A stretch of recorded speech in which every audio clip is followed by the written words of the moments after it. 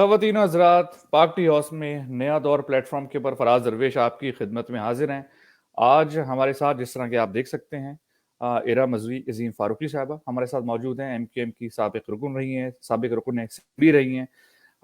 हमारे साथ मौजूद हैं। उसके साथ थोड़ी देर के बाद ज़ुहैब जरदारी साहब जो सिंध के एक मशहूर सहाफ़ी हैं, वो भी हमारे साथ हैं। किसी वजूहात की बिना पे वो ड्रॉप कर गए। तो अब जो मामला चल रहे हैं PTI के, उस हवाले से पहले गुफ्तगू करेंगे और क्या होने जा रहा है। MQM क्या निकलने वाली है, नहीं निकलने वाली, इस हवाले से गुफ्तगू होगी।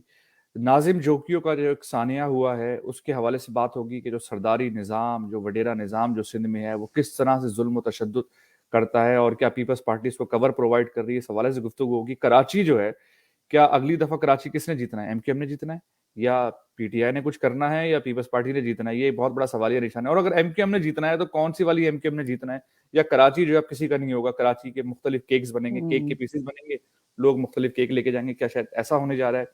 सिंध में कौन सी पार्टी जीतेगी, क्या पीपल्स पार्टी से ही निमटना है हमने? तो इरम, मैं आपसे स्टार्ट करता हूँ। इरम, आजकल जो है, जो कश्ती जो है, जब कश्ती तूफान में फंस जाती है और कश्ती डूबने के करीब आती है तो उसमें से आपको पता है लोग छलांगे मारना शुरू कर देते हैं। अच्छा, सवाल ये है कि जब छलांगे मारते तो उसमें से अनफॉर्चुनेटली तारीख हमें ये बताती है कि आपकी जो जमात है, जो आपकी पहले जिस जमात में से आपका ताल्लुक था, वो बहुत जल्दी छलांग मारती है। और अगर आप देखें तो कल खालिद मकबूल सिद्दीकी साहब ने जो बयान दिया है उसमें उन्होंने कहा कि जी वो जो इलेक्ट्रॉनिक जो वोटिंग सिस्टम है उससे तो हम एग्री भी नहीं करते, हमें तो पता भी नहीं है, और हमारी तो एक ही वजारत है। हम तो समझते थे कि एक और भी वजारत है उनकी, जो हमारे वजीर कानून, वो भी उन्हीं के हैं, लेकिन उन्होंने उनको डिसोन कर दिया है। तो क्या क्या क्या होने जा रहा है इरम? क्या MQM, आपका कोई कबूतर वबूतर की कोई खबर है, कोई चिड़िया ने कोई खबर दी है आपको कि MQM निकलने वाली है? क्या मामला है? MQM का जो एक डायनेमिक्स और उनकी जो हिस्ट्री है ना, वो इसी तरह से चलती रहती है कि वो कभी इधर कभी उधर, और कोई भी आ जाए, मतलब मैंने कल भी ये बात बोली कि कोई भी आ जाए वो उसका हिस्सा बनने को तैयार रहते हैं, मतलब हर वक्त रेडी हैं। और अभी जो ये वाली MQM है, इसको तो आपको पता ही है किस तरह वजूद में ही आई है। और इसके जितने लीडरशिप हैं उनका सिर्फ एक ही कहते हैं ना, फोकस्ड है। वो फोकस्ड यही है कि जी हमारी जो ये अब छोटी मोटी जो बच गई है MQM, जो थोड़ी बहुत रह गई है, उसको किस तरह से संभालना है, और इनको क्या इसका वो मिलेगा, कहते हैं ना क्या क्या कहते हैं उसको, कि रिवॉर्ड क्या मिलेगा इनको। तो अब वो क्या हो रहा है कि जब वो देख रहे हैं कि सिचुएशन ऐसी, और अभी देखें सीधी बात है कि उनको अभी बिल्कुल everyone is confused politically, everyone is confused कि what is happening. Sometimes they feel कि establishment जो है वो एक हौला हाथ रख रही है PTI पे, sometimes they think कि PMLN के ऊपर रख रही है। तो एक confusion जान के क्रिएट की गई है, और वो क्रिएट इसलिए की गई है कि ये सारी जो छोटे छोटे जो धड़े हैं ये भी कंफ्यूज रहे हैं, और ये अपनी कहते हैं ना इनको भी फ्रंट पे लोगों को दिखाने के लिए, क्योंकि आगे आ रहे हैं बल्दियाती इलेक्शन मार्च में।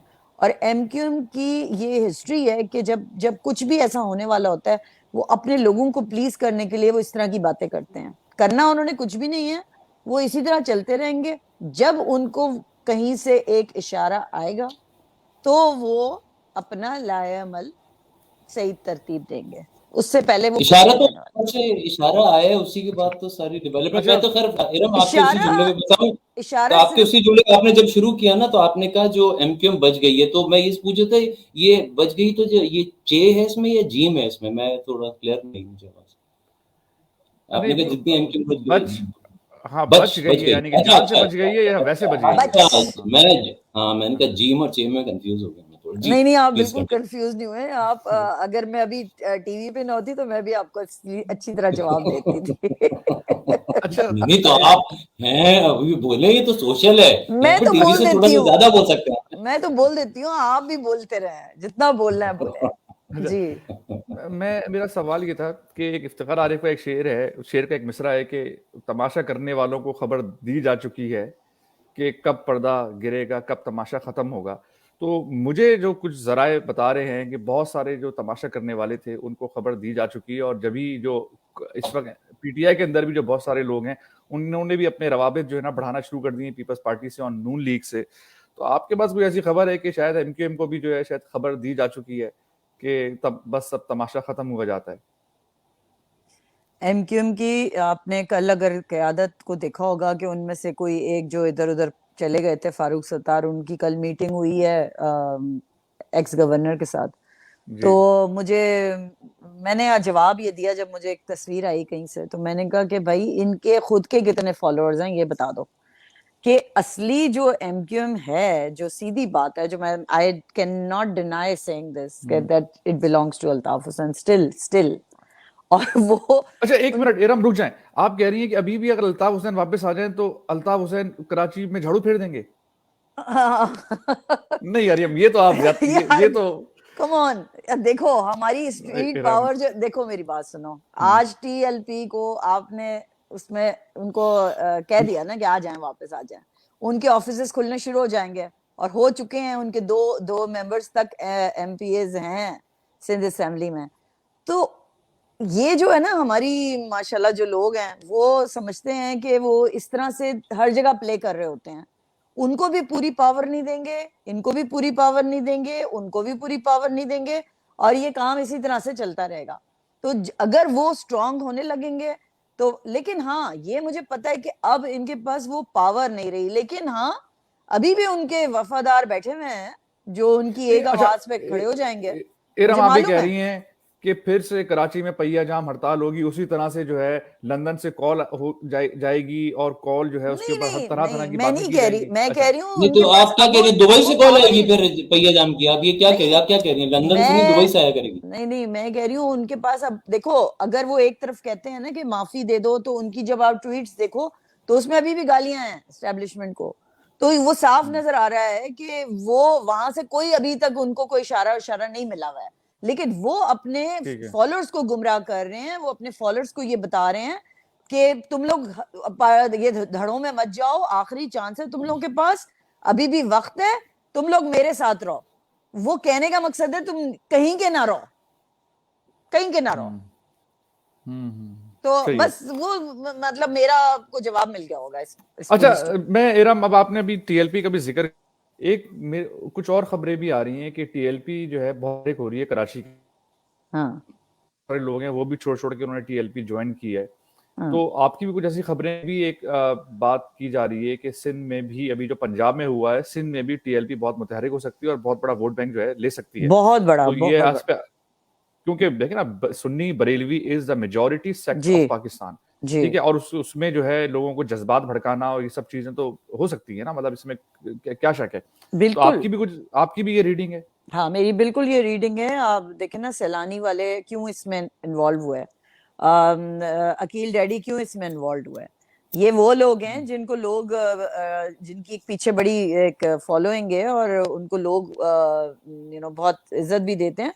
तो जो इस तरह की सारी चीजें हैं, ये आप देखना कि एमक्यूएम के लोग, जो लोग नहीं समझेंगे कि ये नहीं होने वाला जो भी वो चाह रहे हैं, तो फिर इवेंचुअली वो यहाँ ज्वाइन करेंगे, और काफी लोगों ने ज्वाइन किया भी है, नॉट कि आपके नाम जिनके लीडरशिप के नाम, बट छोटे छोटे जो हैं फॉलोइंग अपने ग्रुप में, बिकॉज उनको भी जरूरत है ना इस तरह के वर्कर्स की जो काम करें, जो आगे आए, जिनका एक्सपीरियंस है, तो उनको भी जरूरत है और वो करेंगे। इरम आप पाकिस्तान नहीं, इरम मैं बताता हूँ, देखिए फराज जैसे जर्नलिस्ट का मसला ये भाई, फराज आपको ये बात समझ नहीं आ रही है कि देखें जो भी दुबई जाता है वो तो इशरत भाई से मिलता है, वो फिर पार्टी में लेके जाते हैं, इधर लेके जाते, इशरत भाई का काम है, तो इशरत, तो आप लोग उससे जो सारी गलत रीडिंग कर रहे हैं ना, कोई इशारा है? नहीं ऐसा नहीं है, बताएं इरम, आप इनको समझाएं, इनको समझ नहीं कोई नहीं है। मैं तो पहले तो शुरू से ही कहा था, उनका इंटरव्यू भी जब मैंने सुना था, मैंने पहले ही कह दिया था कि वो तो नहीं आने वाले अभी। हाँ वो फिर अगर वो वही बनना चाह रहे हैं कि वहां बैठ के वो चलाना चाह रहे हैं, तो उनकी अपनी फॉलोइंग कहाँ रह गई है? वो तो वैसे भी गवर्नर हाउस में ही रहते थे, उनका एज सच कोई वो नहीं था। लेकिन एरम चक्कर ये है कि जो ग्राउंड पे आ भी गए मुस्तफा कमाल भाई, हाँ, वो भी बेचारे जो हैं इतनी मेहनत कर रहे हैं, इतनी जान लगा रहे हैं कि आप तसव्वुर नहीं कर सकती हैं। बेचारे इधर जा रहे हैं, उधर जा रहे हैं, हर जगह में उनको देख रहा हूँ जा रहे हैं, लेकिन कोई नतीजा नहीं निकल के दे रहा, एक सीट भी नहीं मिल रही है उनको। नहीं मिलेगी। अच्छा क्यों नहीं मिलेगी? नहीं मिलेगी यार, आप देखें मेरी बात सुने, अब जिस तरह से वो आए सारे लोगों को पता है। आप तो देखें मुस्तफा कमाल किससे मांग रहे हैं वोट्स, उन्हीं लोगों से मांग रहे हैं ना, सेम वही लोग हैं। वो लोग तो वो तो शुरू से कह रहे हैं कि भाई हम तो अल्ताफ हुसैनी को अपना लीडर मानते हैं, हम तो किसी और को मानते ही नहीं है। तो अगर मुस्तफा की एक ग्रुप अपनी तरफ चला गया तो वो तो उसकी तो कोई हैसियत ही नहीं है। कराची में बहुत छोटा ग्रुप है वो, और वो अभी बल्दियाती, अब देखो to for the survival he has to keep on doing statement, giving statements, और खड़े हो जाएं वो नस्ला टावर के सामने जाके अच्छा बयान दे दें। अच्छे बयान दे रहे हैं, ये बात नहीं कि वो बुरे बयान दे रहे हैं, वो अच्छा बयान दे रहे हैं, लेकिन it's not appealing the crowd he is targeting right now, that's the problem. एक और भी है ना देखिए फराज, आपको ये भी रियलिटी समझे इस बात को कि सिंध के अंदर से जितनी डॉल्फिन्स निकलती है वो अंधी होती है, इस बात को भी मानिए। अच्छा, मेरा एक सवाल आ रहा है एरम से, मैं कर लेता हूँ। सवाल किसी ऑडियंस ने भेजा है कि एरम, ये कहा जा रहा है कि अल्ताफ भाई जो है वो जहनी तौर पे जो है वो बहुत पहले जो है शायद स्टेबल नहीं रहे, क्या इसमें वाकई कुछ शक है? ऐसी बात है। आप क्या मतलब है, हम जब रह रहे थे तब भी उनके जब स्टेटमेंट्स आते थे और नहीं, मैं उसकी बात नहीं कर रहा कि वो मशरूब पीने के बाद वाली बात नहीं कर रहा, मैं बगैर मशरूब से पहले का पूछ रहा हूं। एक बंदा जिसको इतनी पावर मिली हो इतने साल, 25 इयर्स, उसने इतना एक कराची जैसे शहर को चलाया हो अपने तरीके से, ठीक है ना, उसको उससे अगर पावर छीन ली जाए तो किसी के साथ भी, it's a very natural thing. अच्छा इरम, मैं इस पे भी आ जाऊं जरा कि पीटीआई, बीच में कुछ लोगों का तासुर ये था कि आप पीटीआई शायद ज्वाइन करने वाली हैं, पता नहीं शायद आपने की थी कुछ दिन के लिए, आप निकल गई, या आपने की नहीं, आपने सिर्फ इशारे दिए फिर आप गई नहीं। मैं वाहिद इंसान हूं जिसने यू टर्न लिया था पीटीआई में। अच्छा, तो आप भी यू टर्न ले चुकी हैं, सही है। यू टर्न वालों के साथ यू टर्न करना, यू टर्न वालों के साथ यू टर्न लेना बहुत बड़ी बात है, इसको अप्रिशिएट करें। फिर तो आप इसको हम मुकर्रर नहीं कर सकते, लेकिन क्या बात है कह सकते हैं, आप अप्रिशिएट करें प्लीज। इरम, यू टर्न के बाद तो आप मजीद फिट हो जाती पीटीआई के अंदर। क्यों? तो आप भाई, तो PTI U turn, Imran Khan U turn, आपने यू टर्न लिया, बहुत बस ये तो क्वालिफिकेशन है। मैं तो निकल गई ना, बस निकल गई। यू टर्न क्या वजह बनी इरम? देखिए क्या बहुत वजूहात क्या है कि वो उनकी जो लीडरशिप थी सिंध में जिनसे मैं मिली जाके, दे वर नॉट, मतलब उनकी कोई वो अप्रोच नहीं थी, कोई जहन नहीं था, कोई विजन नहीं था। वो बस मुझसे बात कर रहे हैं और मुझसे अजीब अजीब बातें कर रहे हैं। मैं उस वक्त स्टिल एमपीए थी, सिटिंग एमपीए, और पहली दफा ऐसा होता कि कोई सिंध से, कराची से सिंध इनकी पार्टी ज्वाइन कर रहा था, बहुत बड़ी बात थी। यानी कि एज ए सिटिंग एमपी आप छोड़ के ज्वाइन कर रही थी, उस वक्त की बात है। I was still a sitting MPa, मैंने रिजाइन जरूर किया था लेकिन मेरा रेजिग्नेशन एक्सेप्ट नहीं हुआ था। तो उस वक्त बहुत बड़ी बात होती, अगर मैं जाके बैठती इनके साथ और प्रेस कॉन्फ्रेंस करती तो I would have been the first one to join PTI from Sindh. और कराची से तो उनके पास खवातीन की कोई ज्यादा मेंबरशिप है भी नहीं, देखा जाए तो कोई उनकी खवातीन लीडर है भी नहीं कराची से। उन्होंने जब ली एमक्यूएम की कुछ जो ऐसी एवी टेमी औरतें जो थी वो चली गई वहां पे, तो उनका मतलब उनकी क्या वेटेज है, मुझे बताएं वेटेज क्या है।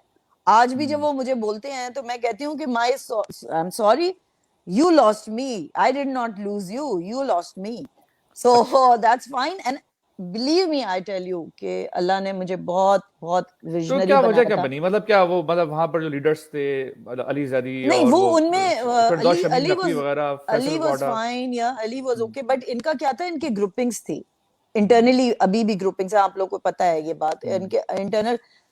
कोई मुझे कह रहा है कि नहीं आप मेरे थ्रू आएंगी, फिर मैं उसको फोन करती हूँ तो वो कहता है कि आपने उनसे क्यों बात की, आपने मुझसे क्यों नहीं बात की। Everyone was trying to take the credit that उन्होंने मुझे बुलाया, हालांकि मुझे सबसे पहले बुलाने वाले नईम उल हक थे। मैं सीधी बात बोलती हूँ कि he was the first one, later on other people jumped into it, Fawad Chaudhry हुआ या अली ज़ैदी हुए, ये लोग बाद में, अली ने भी काफी मुझे कन्विंस करने की कोशिश की थी, लेकिन I am good with it कि अच्छा, क्या वजह बनी कराची में? अभी आप गई थी कुछ दिन पहले और आपने कुछ जो है वो नहर खयाम, अच्छा नहर खयाम का जो इम्प्रेशन मेरे जहन में आता है कि वहाँ किश्तियां चल रही होंगी, नहर होगी, कोई वहां पर जो है कोई सानू नहर वाले पुल पे बुला के गाने वाने चल रहे होंगे, कोई रोमांटिक सीन होगा, ऐसे ही आता है ना भाई, नहर खयाम, नहर खयाम क्या बात, नाला खयाम को प्यार से आपने उस नहर खयाम के साथ जो किया है, आपने जो आपने उस नहर खयाम का नक्शा, असली नक्शा आपने लाके पेश किया, और वो कोई एक नहर ख़याम नहीं, हमारे यहाँ सारी नहरों का ये हाल है। उनको नहर नहीं नाला कह देना चाहिए कम से कम, ताकि वो लगे भी ना, जो रियलिटी के करीब तो हो कम से कम। इरम, क्या वजह बनी कि कुछ पीटीआई को डिलीवरी नहीं कर पाई, मतलब कुछ हो ही नहीं सका? क्या क्या कराची में कुछ भी नहीं कर सकते? सारे कराची के वादे झूठे साबित हुए। नहीं, उन्होंने थोड़ा बहुत तो अपनी कोशिशें बेचारे करते रहते हैं। देखें, उनका जो मेन चीज है ना, प्रॉब्लम ये है कि जो लीडरशिप होती है ना, वो he is too busy in other stuff. वो लगा हुआ है कि बस उसने ये करप्शन कर ली, उसने वो फलाना कर लिया, ढमका कर लिया। उसको उसने प्लानिंग्स नहीं की, उसने तरीका नहीं किया। इमरान खान बिल्कुल बिल्कुल आए, उसने ठीक है लोगों, देखो अल्ताफ हुसैन ने भी चूज किए थे हम जैसे लोगों को, लेकिन हमें डिलीवर भी करना था। हमें अपनी परफॉर्मेंस भी दिखानी होती है। ऐसे थोड़ी होता है कि आप सिर्फ एमएनए एमपीए बन जाओ और आप डिलीवर ना करो, अपनी परफॉर्मेंस ना करो। अब आप उनके एमएनए एमपीएस को देखें, वो मुझे फॉलो करते हैं वो लोग, मैं भी उनको फॉलो करती हूँ।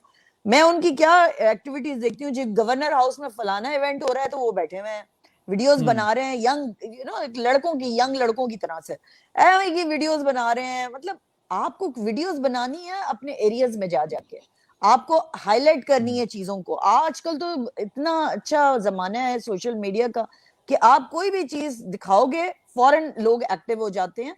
मैं आपको कल की मिसाल देती हूँ। एक बच्चे ने मुझे एक पास वीडियो आई, वो किक बॉक्सर है, उसने इतने ज्यादा अवार्ड्स लिए हैं, इतने ज्यादा, लेकिन उसको ना सिंध गवर्नमेंट सपोर्ट कर रही है ना हमारी फेडरल गवर्नमेंट, किसी को पता ही नहीं उस बच्चे के बारे में। कल मैंने ट्वीट की है, आज सारी मशीनरी हिल गई है पूरी स्पोर्ट्स की।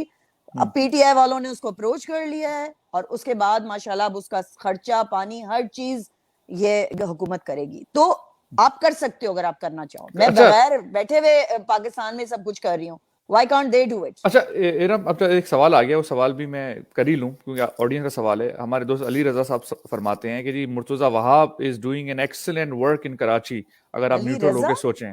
नहीं, अली रजा नहीं, एक ऑडियंस है अली रजा।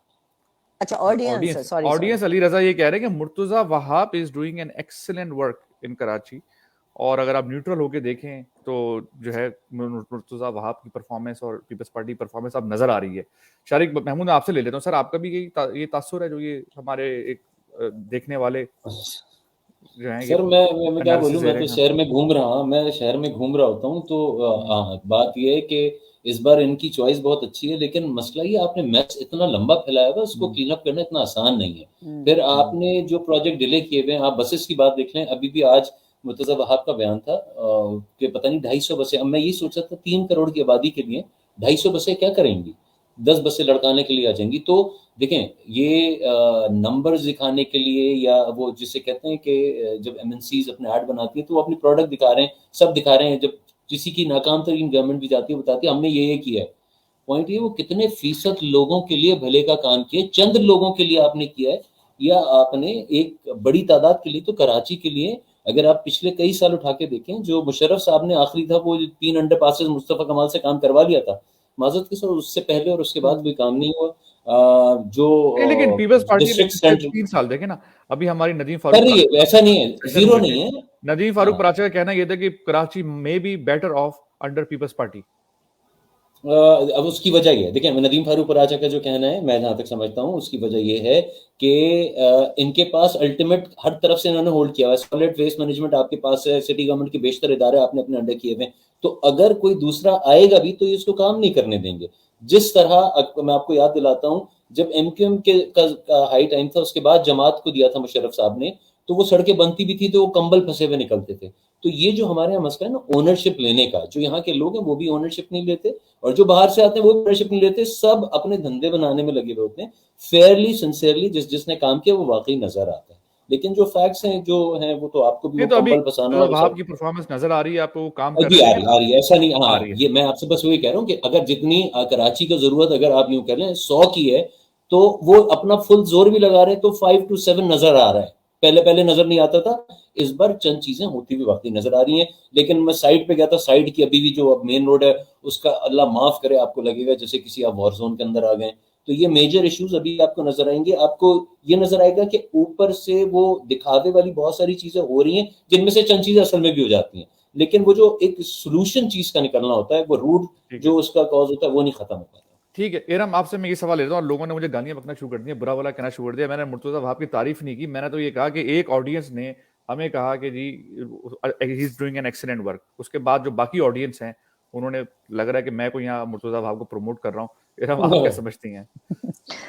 नहीं, हमारे जज्बाती बच्चे हैं सारे सोशल मीडिया के। इनको सिर्फ एक बात समझाएं कि अच्छी बात है कि उन्होंने वाकई, Murtaza Wahab is a very hard working person.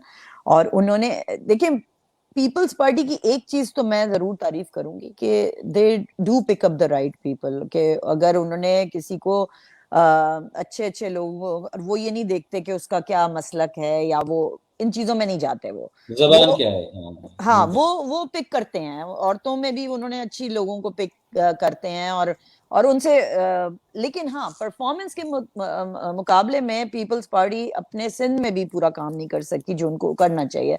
अभी मुर्तजा वहाब को उन्होंने, जाहिर सी बात है, बड़ा एक खला आ गया है एमक्यूएम के बाद।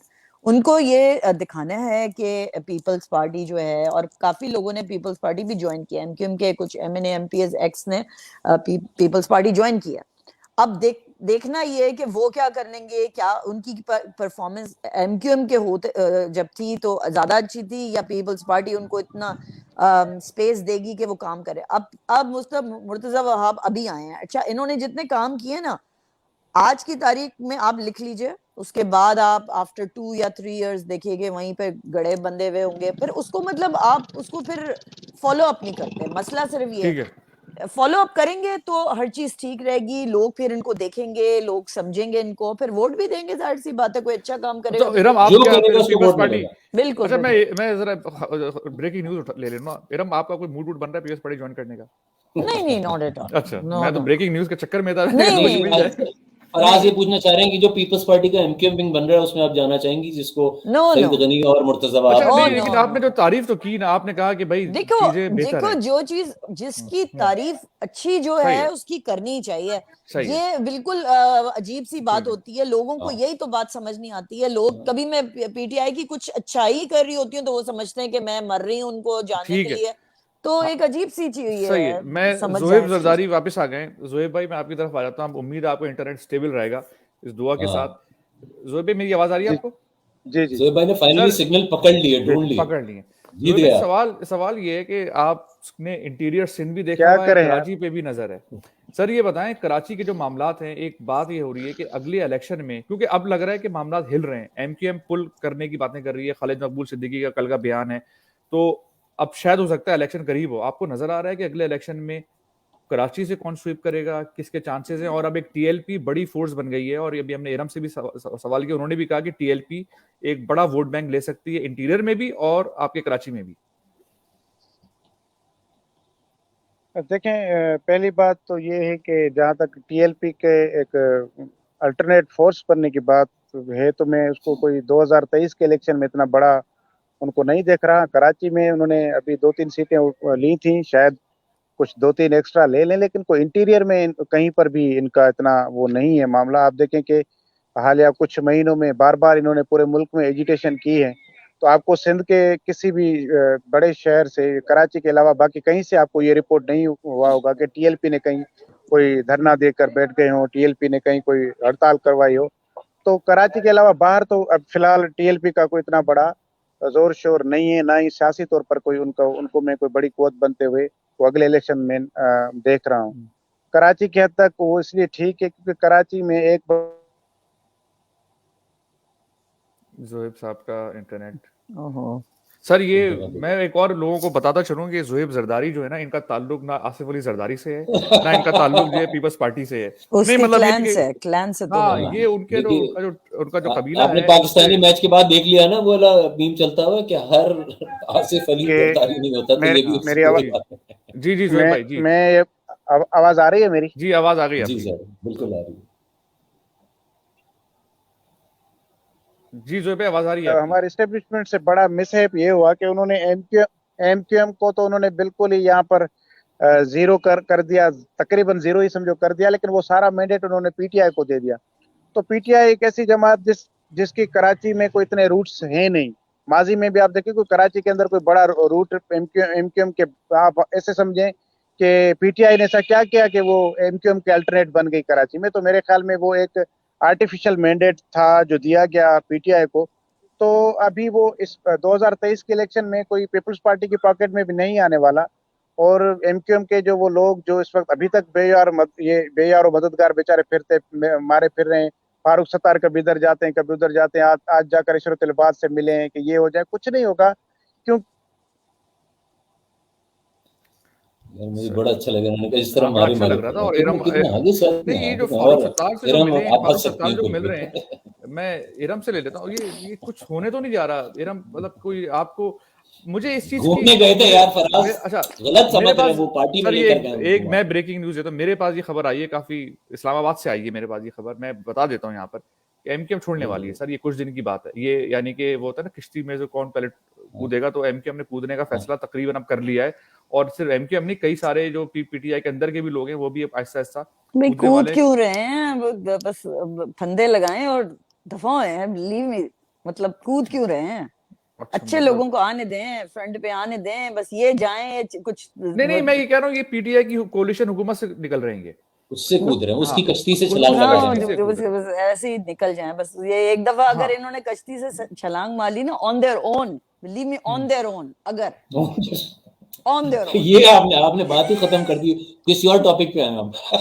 नहीं, अब ये इतना जोर देकर आप कह रही हैं on their own, on their own, मैं तो कह ही रही हूँ खत्म होगी ऑन ना देयर यार, ओन। मतलब अगर इतनी इनमें तप्पड़ बात ही है कि खत्म ये हो ऑन गई देयर यार। ओन खुद डिसीजन ले रहे हैं, तो बस फिर तो निकाल लाई ऑफिस से, अच्छा सिर्फ सीधी कश्ती बात। जला नहीं, सिर्फ छलांग लगा उसको जला। अच्छा फिर ये अपने ऑफिस को खुद आग महाप्रतन कह लगाएंगे, रहा हूँ मैं, अपने अच्छा ऑफिस को खुद आग महाप्रतन लगाएंगे। अभी ये बात जो की ज़ोहेब जरदारी साहब ने कि जो है एक आर्टिफिशियल जो है ना पार्टी पीटीआई को कराची में लाके थोप दिया गया, ये जो बात है ये बहुत बड़ी मैंडेट बात के साथ, आर्टिफिशियल मैंडेट के साथ। हाँ, आर्टिफिशियल पार्टी तो कहना शायद सही नहीं है, अल्लाह हाफिज है मेरा आर्टिफिशियल सोशल मैंडेट। मीडिया पे, लेकिन हाँ आर्टिफिशियल हाँ मैंडेट के साथ। तो वो जो रियल जो मैंडेट है, अब जो बात है सुनने में आ रही है कि अगली दफा जो हमारी जो एस्टेब्लिशमेंट से जो डील हो रही है वो ये है कि अगला इलेक्शन जो होगा वो आप फेयर एंड फ्री होने दें, लेट इट बी।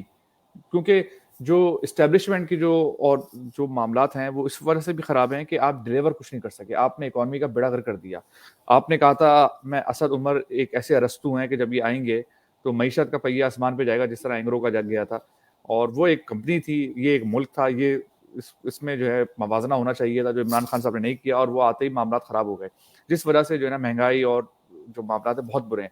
तो अब ये है कि इस्टेब्लिशमेंट भी चाह रही है कि किसी तरह से अब इनसे जान छूटे, और इनके वो जो एक वो था ना बैकअप, जो एक थी, एक साहब जो थे जो एक एजेंसी चला रहे थे, वो भी अब वहां से मूव हो रहे हैं। तो मामला उस हिसाब से भी खराब होने जा रहे हैं कि वो साहब भी अब उस पोजीशन पे नहीं रहेंगे अब से 1 से 1.5 हफ्ते के बाद, तो मामला और बुरा होगा। तो इस वजह से जो सुनने में आ रहा है कि शायद इमरान खान साहब का शायद चल चलाओ का वक्त है, मुझे नहीं पता। मतलब अब मैं एक बहुत बड़ी बात करूं तो मुझे गाली भी पड़ सकती है, लेकिन मेरे सुनने में इन हाउस चेंज तो होना जरूरी है अगर पीटीआई को सरवाइव करना है आगे के लिए ना, इन हाउस चेंज जरूरी है। ठीक, अच्छा, कह रहे पाकिस्तान को सरवाइव करना है तो इसलिए इन हाउस चेंज जरूरी है, तो इसलिए। अच्छा, लेकिन कराची का इरम कराची का क्या बनने जा रहा है? हम भी कराची से हैं, आप भी कराची से हैं, क्या बनने जा रहा है कराची का? कराची का बहुत बुरा हशर किया हुआ इन लोगों ने, बहुत बेड़ा गर्क किया। अब आगे क्या होने जा रहा है? और आगे क्या, मतलब आप ये कैसे सवाल हुआ?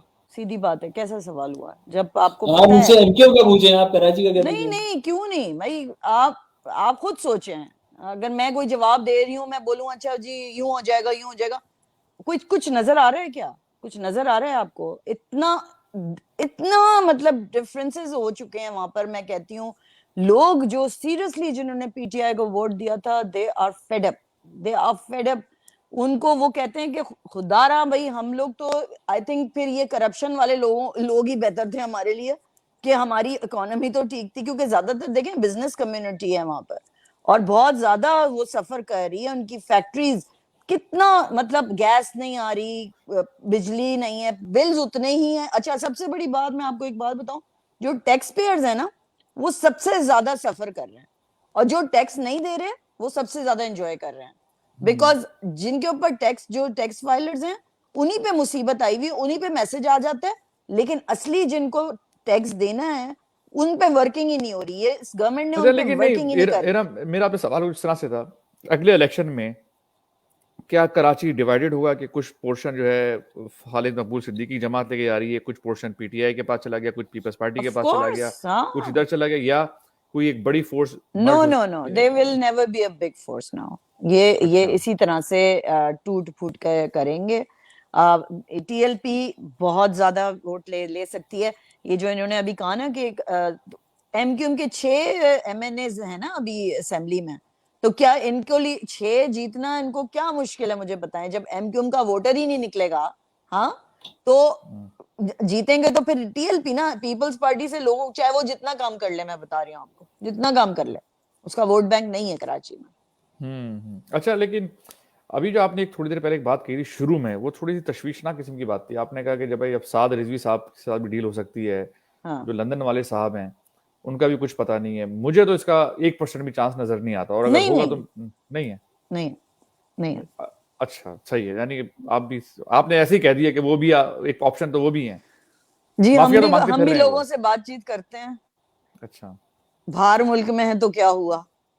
हाँ, अब तो व्हाट्सएप पे हर बात होती है, फेसबुक मैसेंजर जो है लेकिन अगर मुझसे वो किया जाए ना, तो मैं कहती हूँ कि जब ऐसे लोगों को जिन्होंने ओपनली मतलब हमारे फौजियों को मारा है और इतना ज्यादा खून बहा है हमारे मुल्क का, तो फिर आप दे दें चांस, फिर लोगों पे छोड़ दें कि लोग किसको वो करते हैं, आप फिर छोड़ दें लोगों के ऊपर। जब आप कह रही हैं जब टीटीपी से बात हो सकती है, इन सबसे बात हो सकती है, तो उनसे भी कर लें आप, छोड़ दें फिर, हाँ, करने दें उनको भी, आने दें।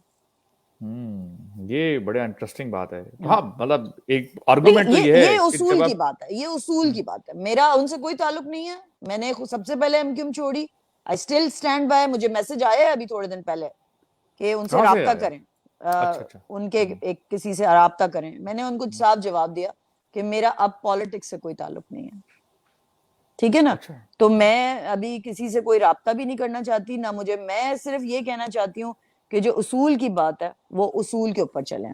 अगर उनको माफ करते हैं तो फिर इनको भी माफ करके इनसे भी सुन लें कि क्या, अगर इनका वोट बैंक है और ये आगे पॉलिटिक्स कर सकते हैं इसी हालत में, लेट देम डू इट। अच्छा, एक बात तो बड़ी क्लियर है कि भाई देखें, जो वो तो नहीं आ रहे बड़े साहब, ठीक है ना, -1 का जो फॉर्मूला अप्लाई, लेकिन उसके अलावा अगर जितने भी धड़े हैं जो शुरू में बात की थी कि वो जुड़ जाते, तो उसके अंदर तो आपको हम समझा जाए ना कि आप उसमें तो शामिल होंगी, दोबारा से 1 MQ हो जाती है। नो, नहीं, वो भी नहीं, नो, नॉट एट ऑल। अच्छा, वो क्यों नहीं इरम? वो क्यों नहीं? वो इसलिए कि देखें, मैंने इनके साथ बड़ा क्लोजली काम किया है इन लोगों के साथ। आई न्यू कि इन लोगों के अंदर जो नफरतें थी, स्पेशली हम जैसे लोगों के लिए, जिनको ये आज हम जैसे से मतलब जो बड़े भाई के फेवर वाले थे, ये मतलब है हम जैसे से बड़े भाई के फेवर वाले, या हम जैसे से मतलब प्रिंसिपल्स के ऊपर चलने वाले? प्रिंसिपल्स के ऊपर, और वो किसी ग्रुपिंग का हिस्सा नहीं थी, ठीक है। मैं अपने बारे में बात करूंगी।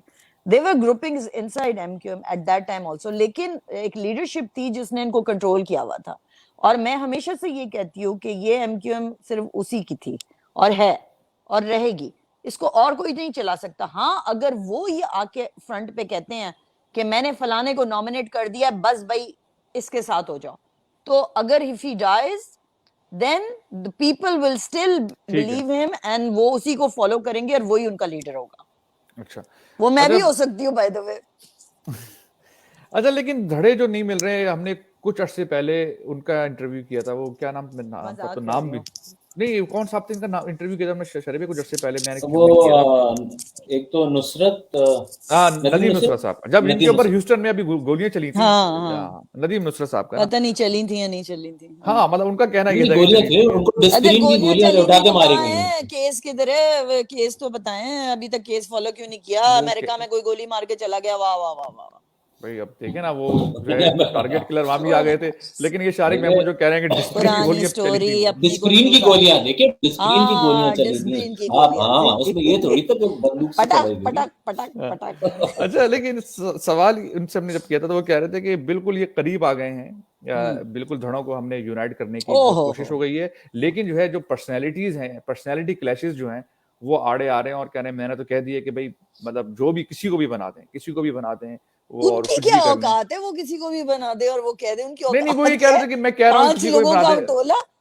वॉइस ऑफ कराची है, वो कराची की आवाज है, समझे इस बात को। अच्छा नहीं, मैं बसों पे 4 बसों पे राइट, मेरा मुंह मत खुलवाए।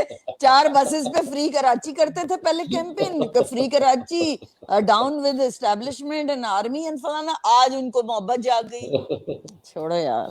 अच्छा, ये ना मैं ये इससे पहले कि मजीद सलवाते आए हमारी तरफ, मैं सवाल थोड़ा सा ये इस तरफ लेके जा रहा हूँ कि ये बात अब तय हो चुकी है, कराची अब वो कराची नहीं होगा जहां पर एक पार्टी जो है रूल करेगी। वो तो अब सामने नजर भी अगले इलेक्शन। मेरे ख्याल से शायद ये कराची के लिए बेहतर भी हो, शायद यही बेहतर हो, क्योंकि एक चीज में कोई शक नहीं है, कराची में अमन अमान तो आया है, जो एक टारगेट किलिंग और जो मामला थे उसमें तो बहुत कमी आई है। मैं एक दूसरा तरफ जाना चाह रहा हूँ, इस पे इरम आपने भी वीडियो भी बनाई और हमने भी गुफ्तगू की, लेकिन इतनी गुफ्तगू जितनी होनी चाहिए उतनी नहीं हुई। ये नाजिम जोकियों का जो वाकया हुआ, एक बहुत बड़ा सानिया था ये। और मैं जोहेब जरदारी से सुनना चाह रहा था, वो उनका इंटरनेट काम नहीं कर रहा, कि इस तरह के वाकयात सिंध में होते रहते हैं, रिपोर्ट नहीं होते हैं। ये रिपोर्ट हो गया और लिहाजा हम इस पे बात कर रहे हैं। इससे ऐसे पता नहीं कितने वाकयात हैं। आप जिस जमाने में एमपीए थी और आप असेंबली में थी, जो एक ट्राइबल और एक वडेरा मेंटेलिटी होती है, क्या वाकई आपका उससे सामना हुआ? क्या वो ऐसी ही है कि लोगों को उठा के जो है किसी को मरवा दिया, किसी को उठवा दिया? ये इज इट अभी पीपल्स पार्टी तो हम कहते हैं कि बड़ी एक इनलाइटेंड मॉडरेट और बड़ी प्रोग्रेसिव जमात है, उसमें ऐसे लोग पाए जाते हैं? हर जो पार्टी है ना, उसका एक बैड फेस है और एक फ्रंट फेस है, कि back face and front face her party का। आप उसमें चाहे एमक्यूएम को ले लें और चाहे peoples party, PMLN, even PTI. लेकिन पीटीआई क्योंकि नई जमात है, उसको टाइम लगेगा उस बैक वाले फेस को, इतना उसका भी ओपन नहीं हुआ है, आहिस्ता आहिस्ता वो भी हो जाएगा। तो कहने का मकसद है कि हाँ, इस तरह के माइंडसेट जो है वो इन फ्यूडल्स के अंदर बहुत भरा हुआ है। इनकी अपनी जेल्स हैं अपने इलाकों में। इनके अच्छा, जब इनके जो ये डाकू होते हैं, वो डाकू किसके सरपरस्ती में काम कर रहे हैं आपके ख्याल से? क्या इनको पता नहीं है कि इनके एरिया में ये डकैत है? और जब वो किडनैप करते थे कराची से लोगों को, तो वो वहीं पे पाए जाते थे। तो मैंने एक दफा ये रेंजर से बात की थी और मैंने उनको कहा था, बिलाल अकबर से मेरी बात हुई थी सबके सामने।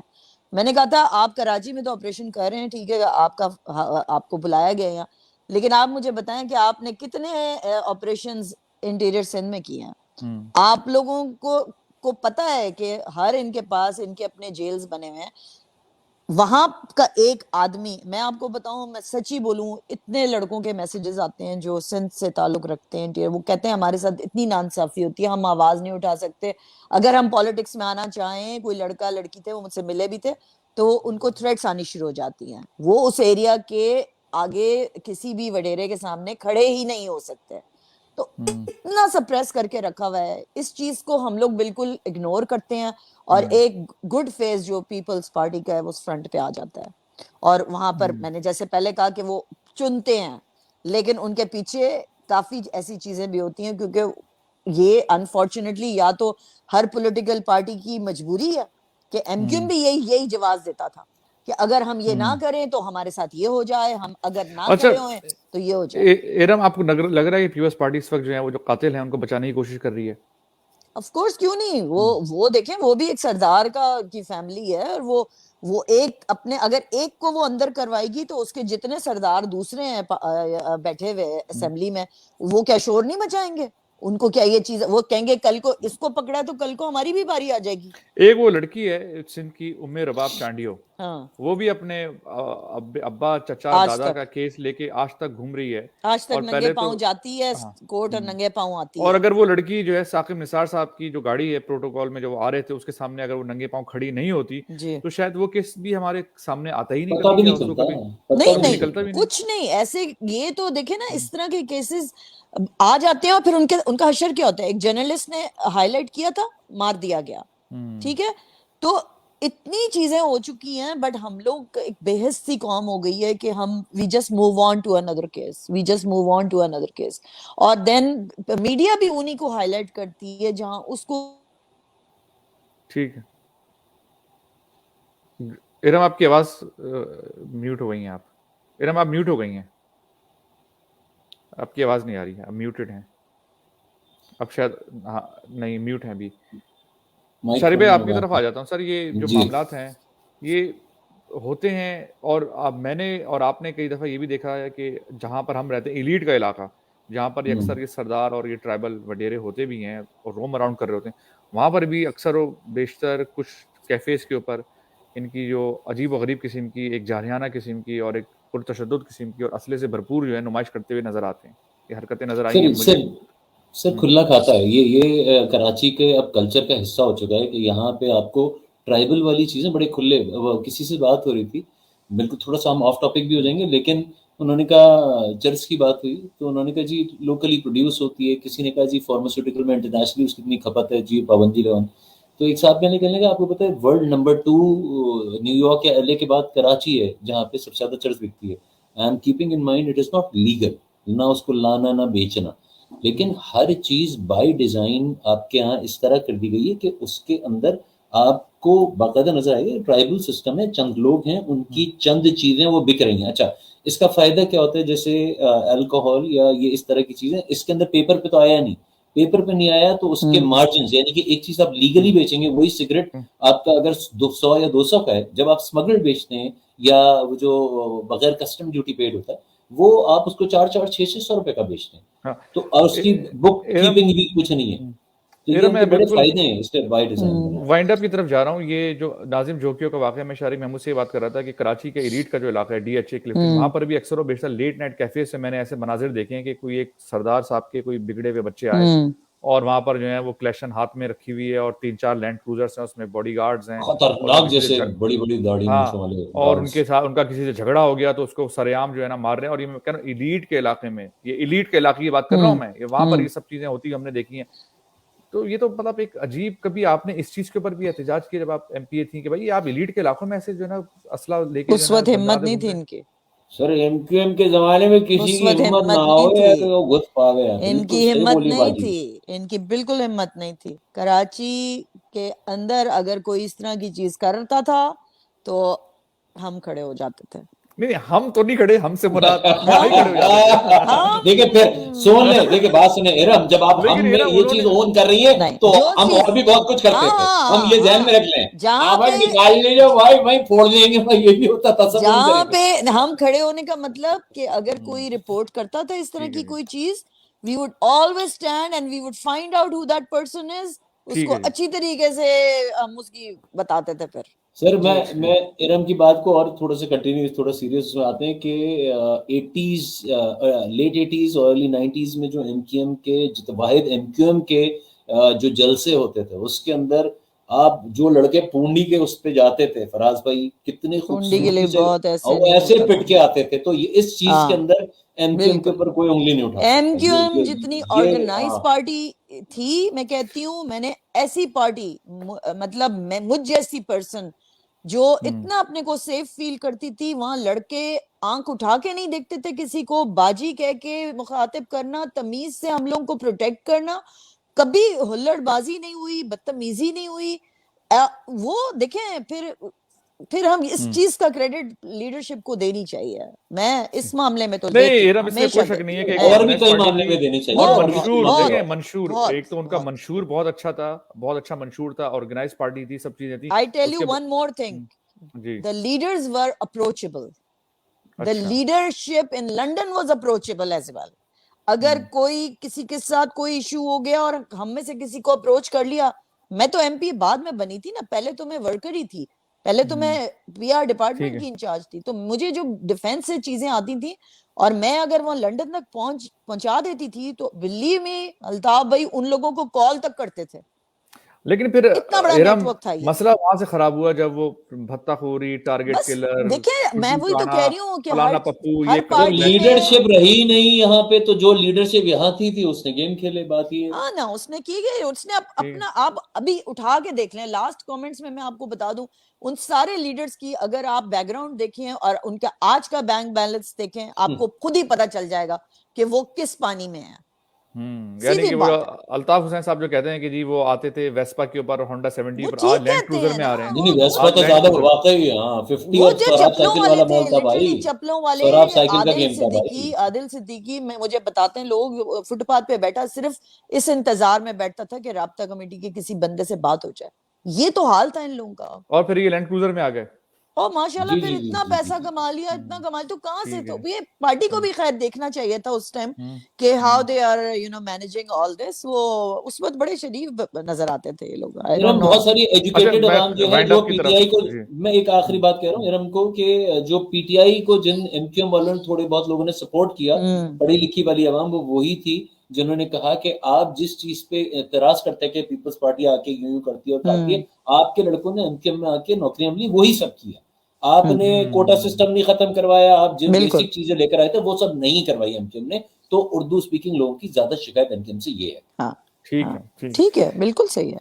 चलें जी, इरम आपका बहुत शुक्रिया, बहुत शुक्रिया, बहुत अरसे के बाद आप आई। Thank you. और ख़वातीन हज़रात, नया दौर प्लेटफॉर्म से फराज दरवेश और शारिक महमूद को इजाज़त दीजिए। अगले हफ्ते तक के लिए लाइक नहीं किया तो लाइक कीजिए, शेयर नहीं किया तो शेयर कीजिए, और अपने आगा से हमें आगाह करते रहिए, अपनी आरा से हमें आगाह करते रहिए। अगले हफ्ते तक के लिए खुदा हाफिज़।